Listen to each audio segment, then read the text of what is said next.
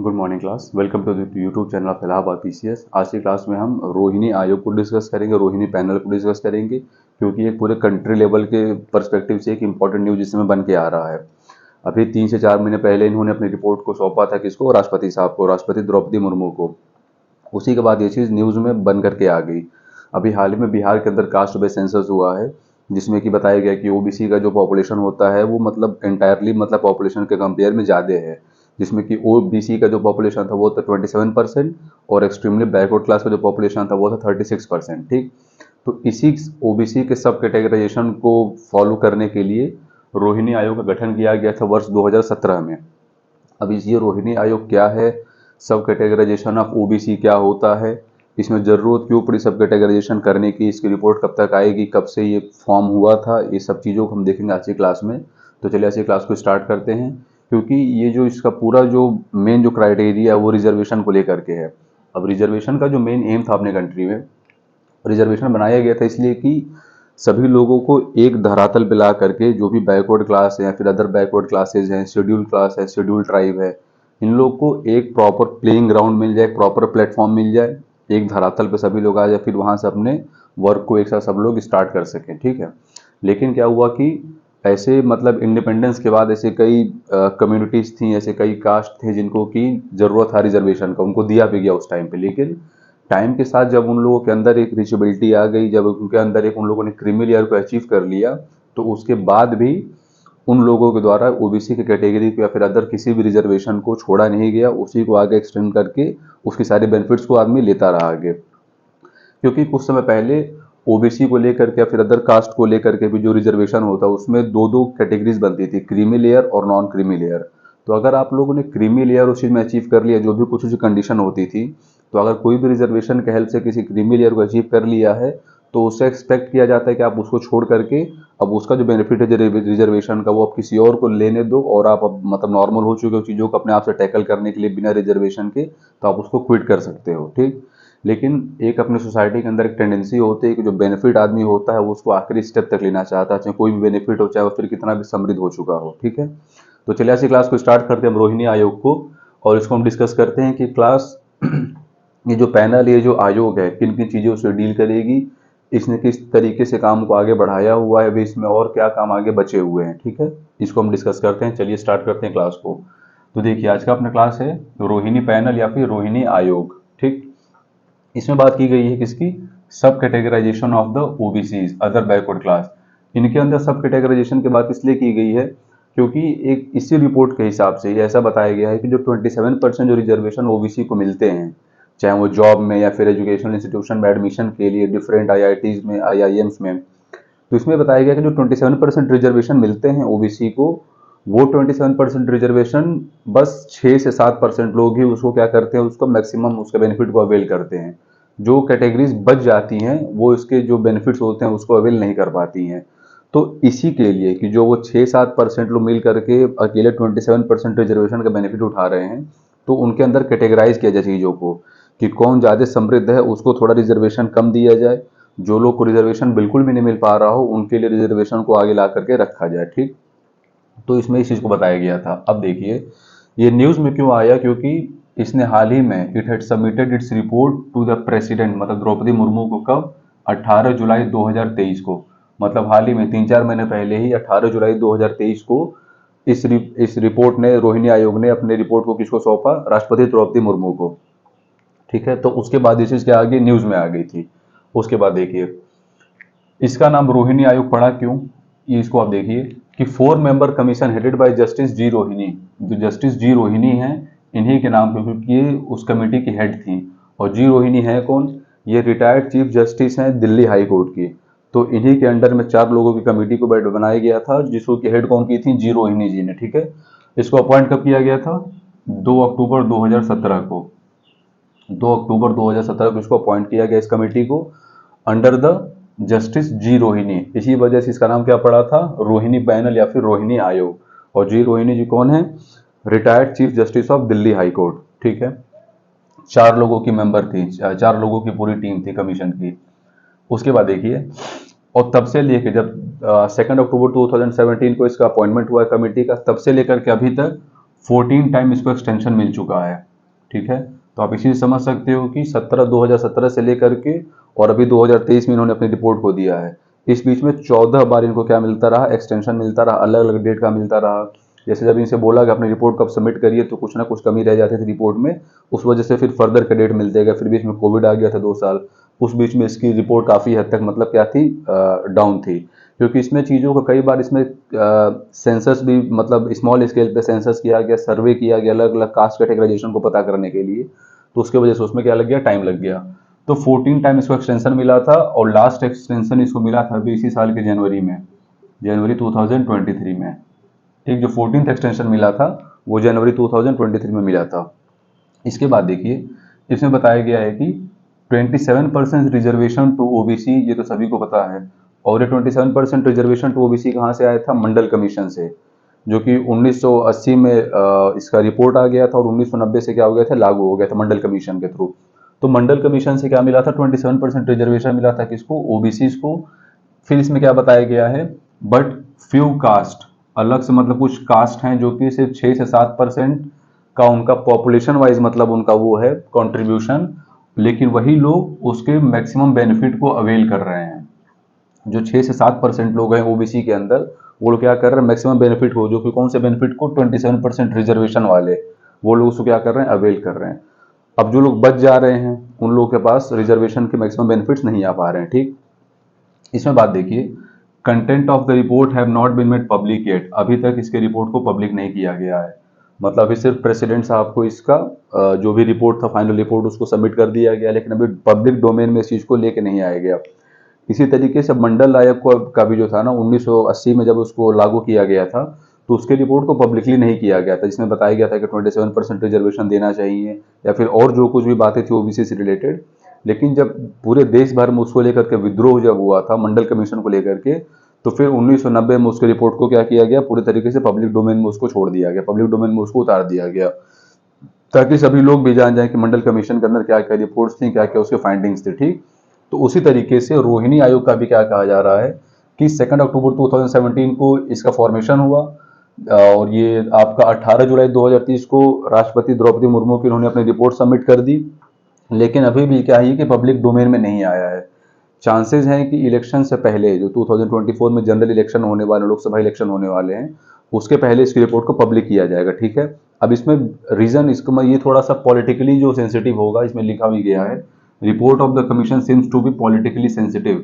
अब जो other parties कह रही है कि कास्ट बेस्ड सेंसस होना चाहिए, बिहार के अंदर कास्ट बेस्ड सेंसस हुआ भी, जिसमें पता भी चला कि 27% के आसपास ओबीसीज हैं, एक्सट्रीमली बैकवर्ड क्लास आपके 36% के आसपास हैं।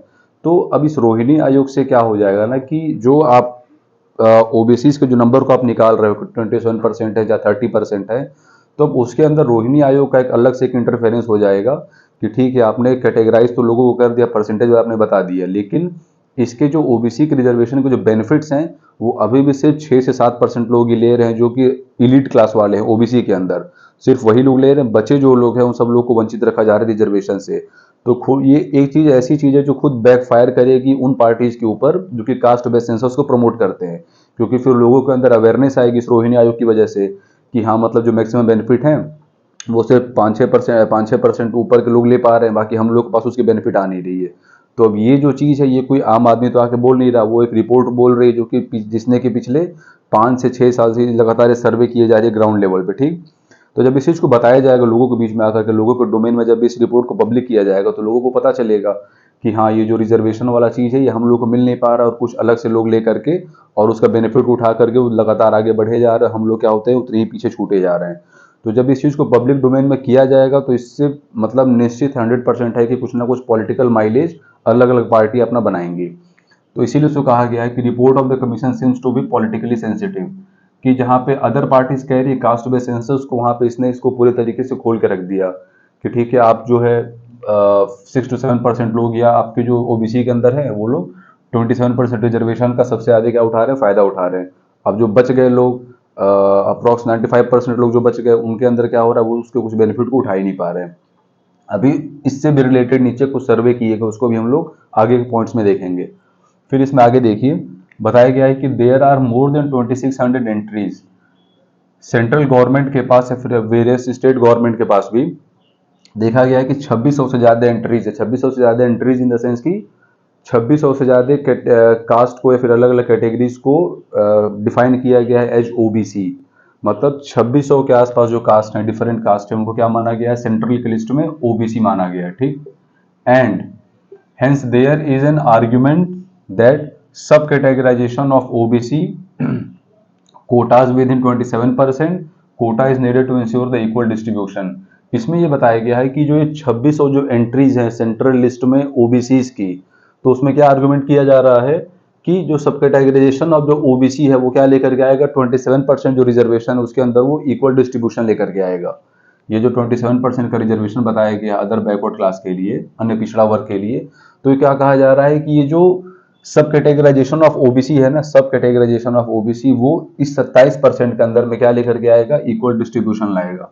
इक्वल डिस्ट्रीब्यूशन किसका लाएगा, रिजर्वेशन का, चाहे वो सेंट्रल गवर्नमेंट में जॉब को लेके हो, चाहे स्टेट गवर्नमेंट में जॉब को लेके हो, या फिर admission in different education institutions हो, चाहे मेडिकल की पढ़ाई के लिए, चाहे आईआईटीज के लिए, एमबीए वगैरह के लिए आईआईएम में एडमिशन लेना हो, तो वो क्या करेगा, वहाँ पे सबको इक्वल डिस्ट्रीब्यूशन ऑफ रिजर्वेशन का बेनिफिट देगा। क्या चीज़, सब कैटेगराइजेशन ऑफ ओबीसी। इस वजह से भी रोहिणी आयोग क्या हो रहा है, इंपॉर्टेंट होते जा रहा है। ये एक हो गया। फिर इसके बाद देखिए एक 2005 में केस आया था, ठीक है। वो क्या केस था, EV Chinnaiah versus state of Andhra प्रदेश।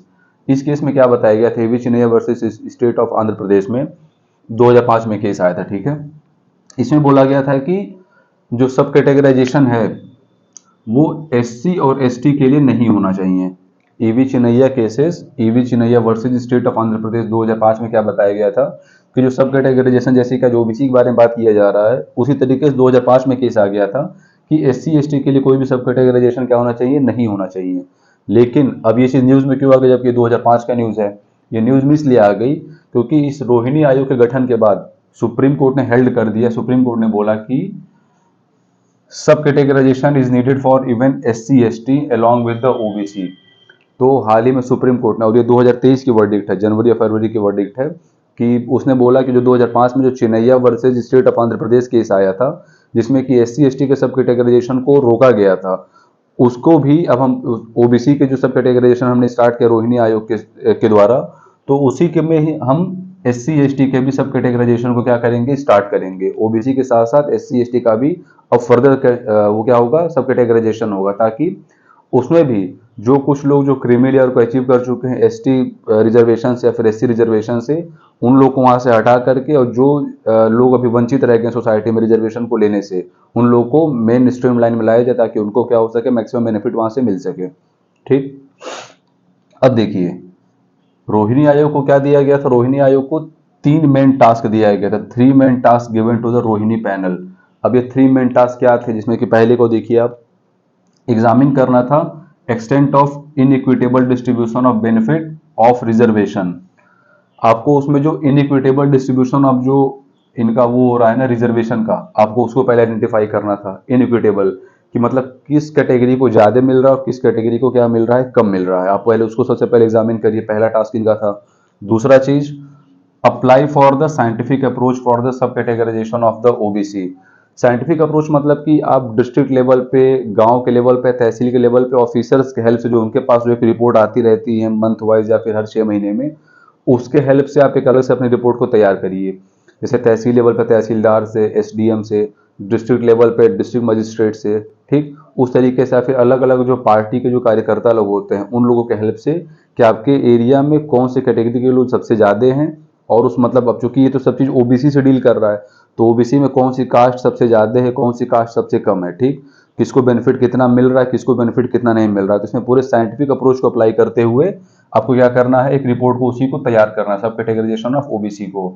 और तीसरा चीज, do survey to identify the caste and community. आप एक सर्वे को करिए, आप एक स्मॉल लेवल पे एक सर्वे को करिए, again with the help of officers, जो कोई भी आपके ऑफिसर्स हैं डिस्ट्रिक्ट लेवल पे या फिर स्टेट लेवल पे और ये तहसील लेवल पे, उनके हेल्प से आप एक सर्वे को कंडक्ट कराइए और उसमें क्या आइडेंटिफाई करिए कि कौन से कास्ट बैकवर्ड है और कौन सी कम्युनिटी बैकवर्ड है, और अगर बैकवर्ड है तो उनको कितना रिजर्वेशन का बेनिफिट मिल पा रहा है और कितना बेनिफिट नहीं मिल पा रहा है।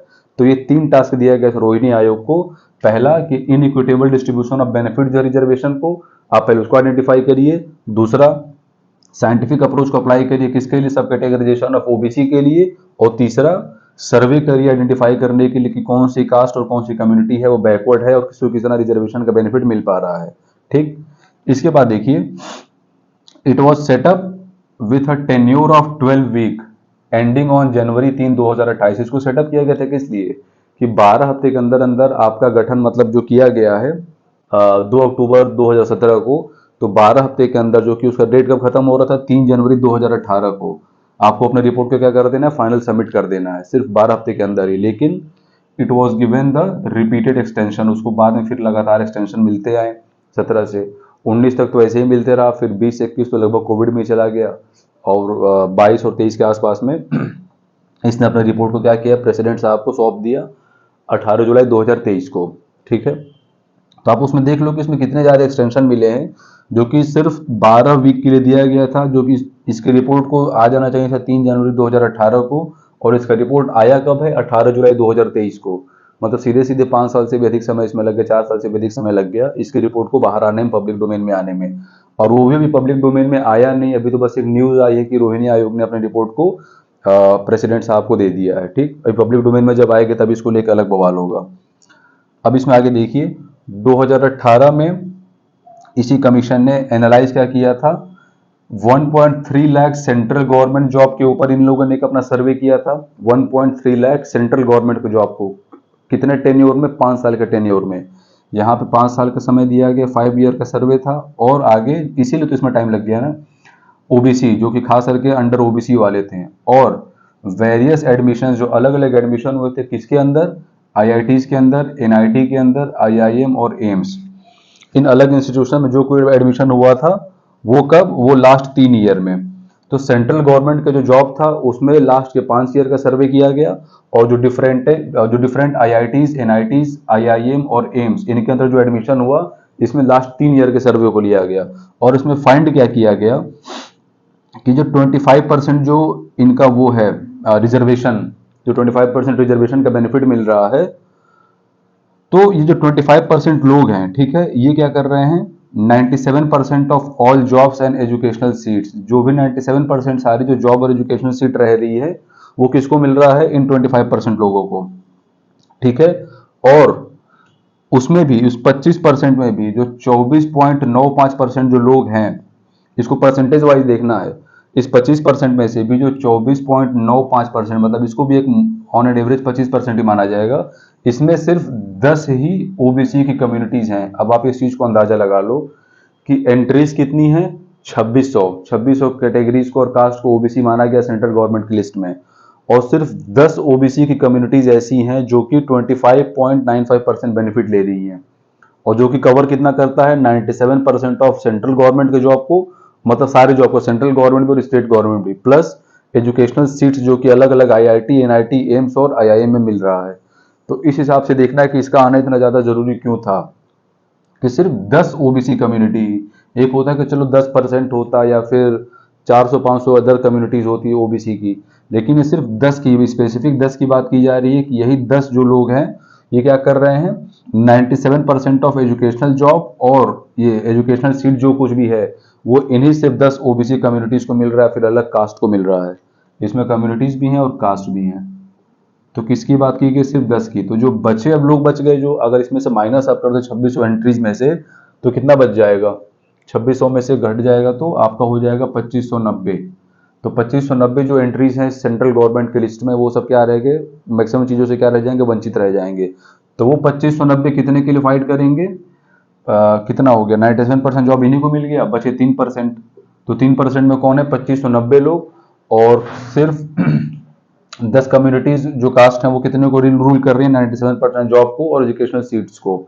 इसके बाद देखिए, इसमें एक और चौंकाने वाली रिपोर्ट को दिया गया था, as many as 983 OBC communities and 994 OBC subcaste 2.68%। उसी चीज को बताया गया है कि सिर्फ 994 जो ओबीसी सबकास्ट हैं, 994 जो ओबीसी सबकास्ट हैं, वो कितने रिसोर्सेज पे उनका कंस्ट्रेंट रह रहा है, 2.68%। मतलब कि ऑन एन एवरेज 3% रिसोर्सेज पे 994 ओबीसी सबकास्ट का क्या रह रहा है, कंट्रोल रह रहा है। इन रिक्रूटमेंट एंड एडमिशन, चाहे रिक्रूटमेंट चाहे किसी जॉब को लेकर के हो या फिर किसी एडमिशन को लेकर के हो।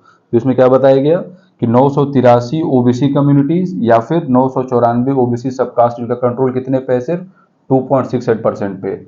बचे कंट्रोल कितने लोगों के हैं, सिर्फ 10 ओबीसी कम्युनिटी कास्ट के, जो पूरा टोटल रिजर्वेशन बन रहा है 97% का, उनका उसके ऊपर क्या है, पूरे तरीके से कैप्चर है। तो ये एक रोहिणी आयोग के ऊपर डिटेलिंग वीडियो थी जो कि हम लोगों ने बनाया, और एग्जाम के पर्सपेक्टिव से भी ये चीज़ क्या है, इंपॉर्टेंट हो जाएगी। ठीक, तो अब इसको लेकर के अपने को चलना है आगे एग्जाम के लिए। इसके हेल्प से पेपर 3 के अंदर या फिर एथिक्स के अंदर भी यहाँ से क्वेश्चंस पूछे जा सकते हैं, और आने वाले टाइम ये रिपोर्ट बहुत ज़्यादा क्या होने वाला है, पॉलिटिकली सेंसिटिव भी होने वाला है। डिफरेंट पार्टी जिसके ऊपर अपने माइलेज को लेकर के चलेंगी। लेकिन हाँ, ये चीज़ तो सही है कि अगर जो सब कैटेगराइजेशन जरूरी यहाँ पे इसलिए किया गया क्योंकि आप खुद ही देख रहे हो कि जो 10 जो सब कास्ट हैं, जो सब कैटेगरीज हैं इसके ओबीसी की, वो अकेले 97% बेनिफिट उठा रही हैं, और जो बच गए, जो कि जो लोग इसमें इसके बेनिफिट से अवेल हो जा रहे हैं, उनका जो नंबर है वो काफ़ी ज़्यादा है। ठीक, तो इस तरीके से इसको हमें लेकर के चलना है कि जो इसमें क्या बताया गया था कि 97% जो जॉब हैं, और फिर एक यहाँ पे 3% जॉब हैं। तो 97% जॉब में कितने लोग हैं, मान के चलो कि 10 ओबीसी कम्युनिटीज़ हैं। ठीक है, और 3% वाले में कितने हो जाएंगे, 2590 ओबीसी कम्युनिटीज़। ठीक, तो इसको हमें लेकर के चलना है कि मतलब इस 97% में सिर्फ 10 ओबीसी कम्युनिटी, और इस 3% में कितने आ गए, 2590 ओबीसी कम्युनिटी। इस वजह से रोहिणी आयोग का आना जरूरी है, और इस वजह से ही सब कैटेगराइजेशन ऑफ चीज़ें जो भी कुछ होना है इसमें रोहिणी आयोग को लेकर के वो चीज़ जरूरी है। तो इस वीडियो के साथ बने रहिए, इसको लाइक करें, शेयर करें। जय हिंद, जय भारत।